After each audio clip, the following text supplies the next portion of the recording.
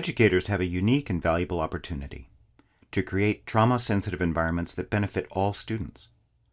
With an understanding of the nature of trauma and how to respond to it, schools are shaping educational environments that feel secure and welcoming for all.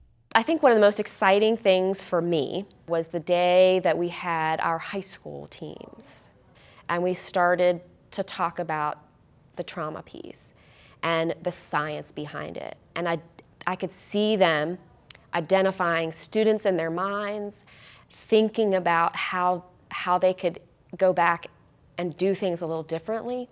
When we offer the sessions on trauma impact and on strategies in the classroom, we have teachers flock to those. There's always a waiting list. Teachers recognize that their kids are dealing with anxiety and trauma and are hungry for strategies. Creating a trauma-sensitive school environment that offers all students greater opportunities for academic, social, emotional, and behavior success is consistent with the vision of multi-tiered systems of support.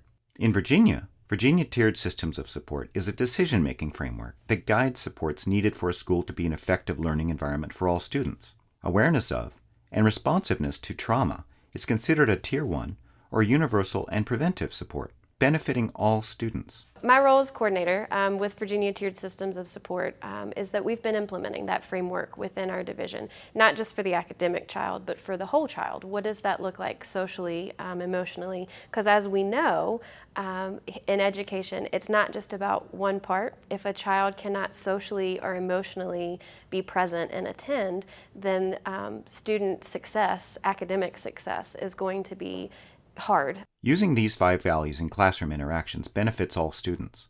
The foundation for success is to have students feel safe, both physically and emotionally. If I don't feel fundamentally safe, then it's really hard to trust people and form healthy relationships with the adults who are in my life, including my teacher, including other community members who I might be interacting with. Trustworthiness is essential. Knowing that someone will be there and be consistent for me, knowing that someone will have my back and be that supportive person. Unfortunately, a lot of our kids come to school and they don't have that in their home environment. I think it all boils down to how the teacher reacts and gets on their level.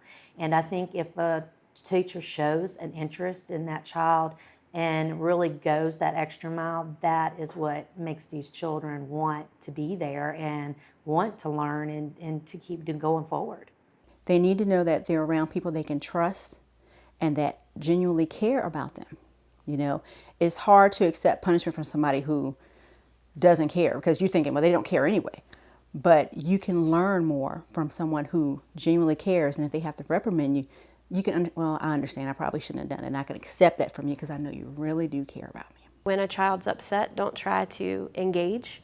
Take a break, give them a break. That doesn't mean you're rewarding the behavior. That actually means that you're getting them to a safe place. We oftentimes see children fighting for control, maybe because they haven't had control over whatever traumatic experience they've experienced. So as much control as we can give them, the better it will be behaviorally as well as us for adults. So while the adult wants to maintain and control, by giving them choices, it often lets that child feel like they are empowered or that they have some control over what's going to happen throughout their day. For my children to have a choice is the key to their felt safety. Knowing that they have that voice and that voice is expressed when they make a choice makes them feel empowered, and it builds and it builds and it builds so that maybe there is a time during a fire drill for your safety. You need to exit this building. Okay, I'm going to listen to you because I trust you. When a school can create that sense of safety, those relationships, and that child feels that, then they can move to a place where they can then be open to be able to learn. Another way schools empower students to resolve problems is through restorative practices. Restorative practices are both a mindset and a proactive process that builds healthy relationships and a sense of community between students and educators.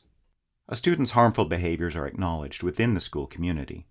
Students and educators work out ways to repair harm, and students learn coping strategies that change their behavior. The child might get to a place where they're going to take ownership of that behavior and, make repair with whoever they might have harmed. Instead of spending a whole day in school suspension or out-of-school suspension, because there's no new learning that's happening there as far as my skill building. We go to focus and recovery. And so I have a chance to reflect, calm myself down, answer some of the restorative questions about what was going on, and I get a chance to have a restorative chat with a teacher. Restorative practices is really making sure that there is a safe place for students to go that isn't just about punishment. That when a discipline infraction occurs, that there's a way for them to talk through the situation, to understand what they could do differently next time, give them the skills to be able to do that, and then to restore the relationships that maybe were fractured, whether it's with a teacher, another peer, a principal, and that people do forgive, people make mistakes, and it's a new day, and we can start over and we can learn. And then there's that just circle of trust, that they now know they can trust that somebody's going to support them even on their worst day. The what they're doing, it's the how they're doing it, right? So some subtle shifts can make a big difference for some of these. So it's critically important that families and schools are working together, particularly for children who have a trauma history.